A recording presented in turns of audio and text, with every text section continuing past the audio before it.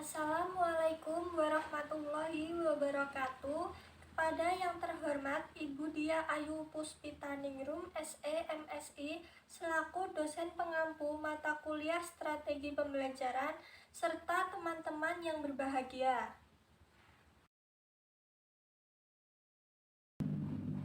Kami dari kelompok 2 yang beranggotakan saya sendiri Elma Ayu Afriani dengan NIM 200210204157. Saya Dela Octavia Citra Lestari dengan NIM 20021020429. Saya Amanda Trifebriana dengan NIM 200210204064. Dalam video kali ini, kami akan membahas materi yang berjudul Pengembangan Materi Pembelajaran 5 Mapel, IPA, IPS, Bahasa, Matematika, dan PKN.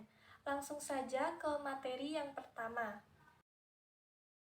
Materi yang pertama yaitu materi pembelajaran. Materi pembelajaran adalah salah satu hal yang penting dalam kegiatan belajar mengajar. Untuk merancang pembelajaran, kita perlu memikirkan materi atau bahan pelajaran apa yang diperlukan untuk mencapai tujuan pembelajaran dan mencapai kompetensi yang diinginkan. Karena itulah, kita perlu mengembangkan bahan pembelajaran. Dalam mengembangkan bahan pembelajaran, kita dapat mengacu pada dua hal, yaitu konteks tempat, penyelenggaraan pendidikan, dan bentuk kegiatan pembelajaran yang akan dilaksanakan. Pertimbangan konteks dilakukan untuk menentukan bentuk kemasan materi pelajaran seperti dijilid atau tidaknya, dan lain-lain. Sedangkan dari segi bentuk kegiatan pembelajaran, guru perlu mempertimbangkan apakah pembelajarannya konvensional, pendidikan jarak jauh, ataupun kombinasi keduanya. Ada 5 faktor yang harus dipertimbangkan dalam mengembangkan bahan pembelajaran, yaitu karakteristik peserta didik, yang kedua, bentuk kegiatan pembelajaran, yang ketiga, konteks penyelenggaraan pendidikan, yang keempat, strategi pembelajaran, serta yang kelima yaitu alat penilaian hasil belajar. Kemudian ada hakikat materi pembelajaran. Bahan atau materi pelajaran learning materials merupakan segala sesuatu yang menjadi isi kurikulum yang harus dikuasai oleh siswa sesuai dengan kompetensi dasar dalam rangka pencapaian standar kompetensi setiap mata pelajaran dalam satuan pendidikan tertentu. Materi pembelajaran juga dapat diartikan sebagai bahan yang diperlukan untuk pembentukan pengetahuan, keterampilan, dan sikap yang harus dikuasai peserta didik dalam rangka memenuhi standar kompetensi yang ditetapkan. Materi pelajaran dapat dibedakan menjadi pengetahuan atau kognitif, sikap atau afektif, dan keterampilan atau psikomotor.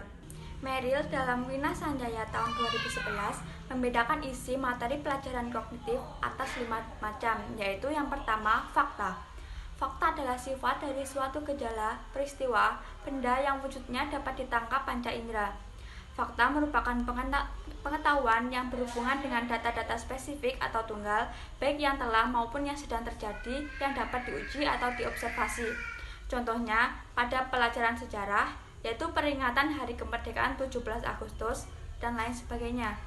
Yang kedua ada konsep. Konsep adalah abstraksi kesamaan atau keterhubungan dari sekelompok benda atau sifat. Suatu konsep memiliki bagian yang dinamakan atribut. Atribut adalah karakteristik yang dimiliki suatu konsep. Gabungan dari berbagai atribut menjadi suatu pembeda antara satu konsep dengan konsep lainnya. Materi konsep contohnya pengertian ekosistem, ciri-ciri tanaman, dan lain sebagainya. Yang ketiga yaitu ada prosedur. Prosedur adalah materi pelajaran yang berhubungan dengan kemampuan siswa untuk menjelaskan langkah-langkah secara sistematis tentang sesuatu. Hubungan antara dua atau lebih konsep yang sudah teruji secara empiris dinamakan generalisasi. Contoh materinya langkah-langkah melakukan stek pada tanaman. Yang keempat ada prinsip. Materi pelajaran tentang prinsip bisa berupa hasil penelitian atau sebuah teori yang telah dibuktikan, sehingga dapat dipercaya. Seseorang akan dapat menarik suatu prinsip apabila sudah memahami berbagai fakta dan konsep yang relevan. Contohnya, dalil Pythagoras, rumus, dan lain-lain. Yang kelima ada sikap atau nilai. Merupakan hasil belajar aspek sikap, misalnya nilai kejujuran, kasih sayang, tolong-menolong, semangat dan minat belajar dan bekerja, dan lain sebagainya. Contoh dalam mata pelajaran IPA yaitu lingkungan hidup, yaitu pengertian lingkungan, komponen ekosistem, lingkungan hidup sebagai sumber daya. Dari segi afektif atau sikap, yakni berhubungan dengan sikap atau nilai atau keadaan dalam diri seorang. Materi afektif termasuk pemberian respon, penerimaan nilai, internalisasi, dan lain-lain. Contohnya nilai kejujuran. Dari segi psikomotor, yakni materi yang mengarah pada gerak atau keterampilan. Keterampilan dapat dibedakan dalam dua bentuk, yaitu yang pertama keterampilan intelektual. Keterampilan berpikir melalui usaha menggali, menyusun, dan menggunakan berbagai informasi, baik berupa data, fakta, konsep, ataupun prinsip dan teori. Yang kedua ada keterampilan fisik, yaitu keterampilan motorik seperti keterampilan membuat sesuatu karya dari kertas lipat dalam pelajaran seni budaya, keterampilan memperbaiki suatu alat ataupun benda. Hilda Taba dalam Wina Sanjaya tahun 2011 mengemukakan bahwa ada 4 jenis tingkatan bahan atau materi pelajaran, yaitu yang pertama ada fakta khusus. Fakta khusus adalah bentuk materi kurikulum yang sangat sederhana. Yang kedua ada ide-ide pokok. Ide-ide pokok ini bisa berupa prinsip atau generalisasi. Yang ketiga ada konsep menurut Hilda Taba, lebih tinggi tingkatnya dari ide pokok. Hal ini dikarenakan memahami konsep berarti memahami sesuatu yang abstrak sehingga mendorong anak untuk berpikir lebih mendalam. Yang terakhir yaitu yang keempat, ada sistem berpikir. Berhubungan dengan kemampuan untuk memecahkan masalah secara empiris, sistematis, dan terkontrol yang kemudian dinamakan berpikir ilmiah. Kemudian sumber materi pembelajaran. Sumber belajar merupakan informasi atau materi pelajaran yang disajikan dan disimpan dalam berbagai bentuk media yang dapat membantu siswa belajar sebagai perwujudan kurikulum. Sumber belajar juga diartikan sebagai tempat atau lingkungan sekitar, benda dan orang yang mengandung informasi. Sebenarnya ada banyak sumber yang dapat dimanfaatkan untuk membelajarkan siswa selain dari buku teks, dan guru dituntut untuk bisa memanfaatkan berbagai sumber belajar tersebut. Sumber belajar dapat berupa cetakan, video, perangkat lunak, atau kombinasi dari berbagai format yang dapat digunakan guru ataupun siswa. Dari pengertian yang sudah dijelaskan, sumber belajar dapat dikategorikan sebagai berikut. Yang pertama, tempat atau lingkungan alam sekitar, yaitu di mana saja yang memungkinkan siswa dapat belajar, misalnya museum, sungai, pasar, dan lain-lain. Yang kedua, benda, yaitu segala benda yang memungkinkan siswa belajar atau terjadinya perubahan tingkah laku bagi siswa, misalnya situs candi, menhir, dan lain-lain. Yang ketiga, orang, yaitu siapa saja yang memiliki keahlian tertentu di mana siswa dapat belajar, misalnya guru, polisi, bidan, dan lain-lain. Yang keempat, buku, yaitu segala buku yang dapat dibaca secara mandiri oleh siswa, misalnya buku pelajaran, kamus, dan lain-lain. Yang kelima, peristiwa dan fakta yang terjadi, misalnya peristiwa kerusuhan, demo, peristiwa bencana, dan lain-lain. Pengemasan materi pembelajaran. Materi pelajaran ialah pesan-pesan yang akan kita sampaikan dan berikan kepada peserta didik untuk dapat dikuasainya. Pesan merupakan informasi yang akan disampaikan, baik itu berupa ide, data, atau fakta, konsep, dan sebagainya yang nantinya dapat berupa kalimat, peta, tulisan, tanda, ataupun gambar. Pesan dapat disampaikan secara verbal atau non-verbal. Penerimaan pesan dapat dipengaruhi oleh keadaan individu yang menerima pesan itu sendiri. Menurut Wina Sanjaya tahun 2011, agar pesan yang ingin disampaikan bermakna sebagai bahan pelajaran, maka ada sejumlah kriteria yang harus diperhatikan, yaitu yang pertama, novelty. Artinya, suatu pesan akan bermakna apabila bersifat baru. Yang kedua, proximity, artinya pesan yang disampaikan harus sesuai dengan pengalaman siswa. Yang ketiga, konflik, artinya pesan yang disajikan sebaiknya dikemas sedemikian rupa sehingga menggugah emosi. Yang keempat, humor, artinya pesan yang disampaikan sebaiknya dikemas sehingga menampilkan kesan lucu dan menarik. Pengemasan materi pelajaran dapat dilakukan melalui pengembangan bahan ajar. Ada beberapa pertimbangan teknis yang perlu diperhatikan dalam mengemas isi atau materi pelajaran menjadi bahan belajar. Menurut Wina Sanjaya tahun 2011, diantaranya adalah yang pertama, kesesuaian dengan tujuan yang harus dicapai. Yang kedua, kesederhanaan. Yang ketiga, unsur-unsur desain pesan. Yang keempat, pengorganisasian bahan. Yang kelima, petunjuk cara penggunaan. Pengemasan materi dan pesan pembelajaran melalui bahan ajar dapat dilakukan dengan berbagai cara, baik itu visual, audiovisual, atau cetakan. 1. Bahan ajar cetak. Dalam bahan ajar cetak ini terdapat beberapa. Yang A, terdapat handout. Handout adalah bahan tertulis yang disiapkan oleh guru untuk memperkaya pengetahuan peserta didik. Yang B, terdapat buku. Buku adalah bahan tertulis yang menyajikan ilmu pengetahuan.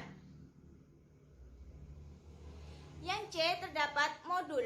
Modul adalah sebuah buku yang ditulis dengan tujuan agar peserta didik dapat belajar mandiri dengan atau tanpa guru. Yang D, terdapat lembar kerja siswa. Lembar kerja siswa adalah lembaran-lembaran berisi tugas yang harus dikerjakan oleh peserta didik. Yang E, terdapat brosur. Brosur adalah bahan informasi tertulis mengenai suatu masalah yang disusun secara bersistem atau cetakan. Yang F, terdapat leaflet. Leaflet adalah bahan cetak tertulis berupa lembaran yang dilipat tapi tidak dimatikan atau jahit. Yang G, terdapat wall card. Wall card adalah bahan cetak yang berupa bagan atau siklus atau grafik yang bermakna menunjukkan posisi tertentu. Yang H, terdapat foto atau gambar.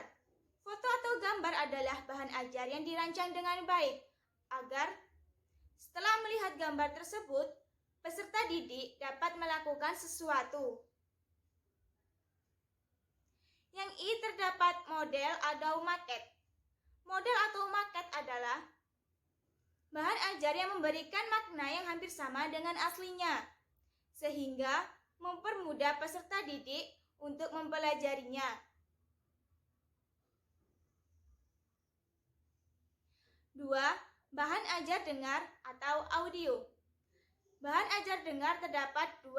Yang A, terdapat kaset atau piringan hitam. Penggunaan kaset sebagai bahan ajar dapat menyimpan suara secara berulang-ulang untuk diperdengarkan pada peserta didik. Yang B, terdapat radio. Radio sebagai bahan ajar dapat dilakukan melalui program pembelajaran, misalnya mendengarkan berita. 3. Bahan ajar audiovisual. Bahan ajar audiovisual ini terdapat 2. Yang A, terdapat video atau film. Penggunaan video atau film sebagai bahan ajar haruslah didesain dengan lengkap, sehingga setelah peserta didik menyaksikan penayangan video atau film, peserta didik dapat menguasai kompetensi dasar yang diharapkan. Yang B, terdapat orang atau narasumber. Orang atau narasumber dapat berfungsi sebagai bahan ajar karena orang tersebut memiliki keahlian atau keterampilan tertentu yang memungkinkan peserta didik untuk dapat belajar. Macam pengembangan bahan pembelajaran. A. Pengembangan bahan belajar mandiri.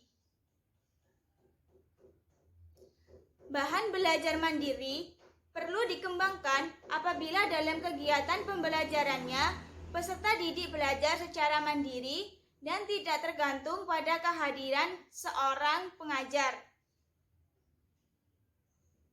Bahan belajar mandiri mempunyai 4 ciri pokok, yaitu 1. Mempunyai kalimat yang mampu menjelaskan sendiri. 2. Dapat dipelajari oleh mahasiswa sesuai dengan kecepatan belajar masing-masing. 3. Dapat dipelajari oleh mahasiswa menurut waktu dan tempat yang dipilihnya. 4. Mampu membuat mahasiswa aktif melakukan sesuatu pada saat belajar, seperti mengerjakan latihan, tes, atau kegiatan praktik. B. Pengembangan bahan pengajaran konvensional. Pengajaran menyajikan isi pelajaran dengan urutan, metode, media, dan waktu yang telah ditentukan dalam strategi pembelajaran. Satu-satunya bahan yang diberikan kepada mahasiswa ialah program pengajaran. Untuk menyusun program pengajaran tersebut, terdapat beberapa langkah yang dapat membantu dalam pengembangan pembelajaran, yaitu A. Menulis deskripsi secara singkat isi pelajaran. B. Menulis topik dan jadwal pelajaran. C. Menyusun tugas dan jadwal penyelesaiannya yang nantinya diharapkan akan dilaksanakan oleh mahasiswa. D. Menyusun cara pemberian nilai hasil pelaksanaan tugas dan tes. C. Pengembangan bahan PBS, pengajar, bahan, siswa. Inti dari bahan PBS atau pengajar bahan siswa bersumber pada bahan pengajar dan pembelajaran. Keduanya hal itu harus saling mengisi atau berkaitan. Untuk mengembangkan bahan PBS ini, pengajar bisa mengumpulkan bahan pembelajaran yang tersedia di lapangan dan relevan dengan strategi pembelajaran. Berikut langkah-langkah yang dapat digunakan oleh pengembang pembelajaran dalam mengembangkan bahan PBS. A. Memilih dan mengumpulkan bahan pembelajaran yang kebetulan tersedia di lapangan dan relevan dengan isi pelajaran yang tercantum dalam strategi pembelajaran. B. Menyusun bahan tersebut sesuai dengan urutan pada urutan U atau uraian yang terdapat dalam strategi pembelajaran. C. Mengidentifikasi bahan-bahan yang tidak diperoleh dari lapangan untuk ditutup dengan penyajian pengajar. D. Menyusun program pengajaran. E. Menyusun petunjuk cara menggunakan bahan pembelajaran yang dibagikan kepada mahasiswa. F. Menyusun bahan lain bila masih diperlukan, yang berupa transparansi, gambar, bagan, dan semacamnya. Sekian pemaparan materi dari kelompok kami, kurang lebihnya mohon maaf. Wassalamualaikum warahmatullahi wabarakatuh.